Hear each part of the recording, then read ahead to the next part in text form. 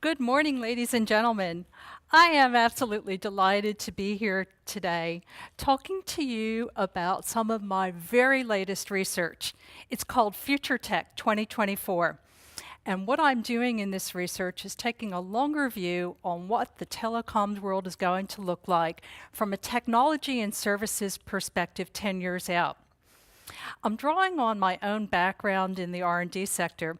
Many of you know me as a telecom analyst, but what you may not have realized is that I've done a lot of work with research labs like CSIRO over the years. In fact, I was on one of their advisory boards for close to 6 years as part of the CENTI project, where 10 years ago we deployed the first gigabit network in Australia, doing things like virtual critical care services, remote surgery between Katoomba and Sydney-based hospitals using telecommunications networks. This is something that I really love, talking to people in the research labs and in the vendor labs and those who think very deeply about the direction of services. So what I'm doing in my Future Tech series is conducting extensive interviews with people who also are deep thinkers about the future. Some of the people that I've talked to are pictured here. Some of you know them. John Lindsay, who's been a CTO at companies like Internode and iNet. Narelle Clark, who has a background of working in Optus and CSIRO. She's the deputy CEO of ACAN and also the long-standing president of the Internet Society in Australia. Dr. Dean Economou, a researcher at NICTA, formerly at CSIRO. Christine Ekman, who's one of the co-founders of Mobile Pulse, a mobile analytics company, and very heavily involved in the venture capital and startup world in the United States.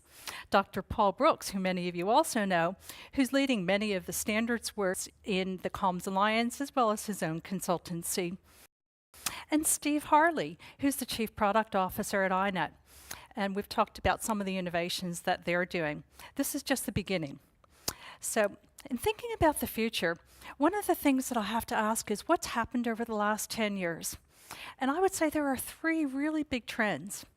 The first happened in about 2007 when Apple introduced the iPhone. Announced in January, launched in about June. It really changed the face of telecommunications. And it wasn't just the iPhone, it was the App Store and the ecosystem that evolved around that. And that has changed the face of our industry ever since. It's not just mobile networks, though, because without the fixed networks, the mobile networks don't work very well either. Fixed networks have grown drastically in speed and ubiquity. 10 years ago, we were still just emerging out of the dial-up stages. Today, we're talking about connections in the hundreds of megabits and even gigabits. The other major trend, of course, is the rise of social networks. And this is something that's going to very heavily impact the future as well. If I look at the next 10 years, the thing that I see are three interlocking trends. And as I talk to you today, I'd like you to think about these three trends because it's hard to separate them. The first of the trends is new devices equal new opportunities.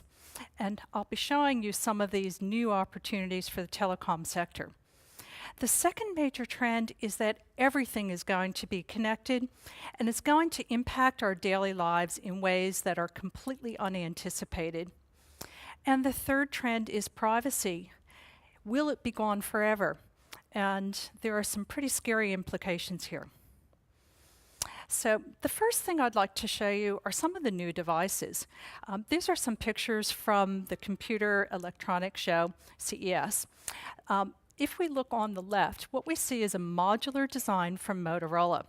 It's their Project Ara. This division actually was acquired by Google some time ago, and it's designed to allow people to pretty much pick and choose exactly what kind of modules are going to be in their smartphones or tablets. The implications for this go beyond just these prototypes that we see here, because it could lead to all kinds of new devices that are just assembled to do different things aside from just being a smartphone. Another concept is shown in the Corning picture where you've got this tablet-like device that's actually communicating with a larger wall screen. The integration of tablets and smartphones with other displays is work that still needs to be done. The idea of being able to actually display things on walls without any kind of screen is also quite fascinating. In the lower left side, what we see is another concept device that uses bendable, foldable screen technology, essentially allowing you to roll up the screen into something the size of a wand. This has profound implications because it means that these gadgets that we carry around can have completely different form factors than we have today and will be much smaller and bulkier to carry around, perhaps the size of a pen or even smaller. Another concept that is shown here on the far right is augmented reality on a totally translucent display. I'll say a little bit about augmented reality in a few minutes, but it's another one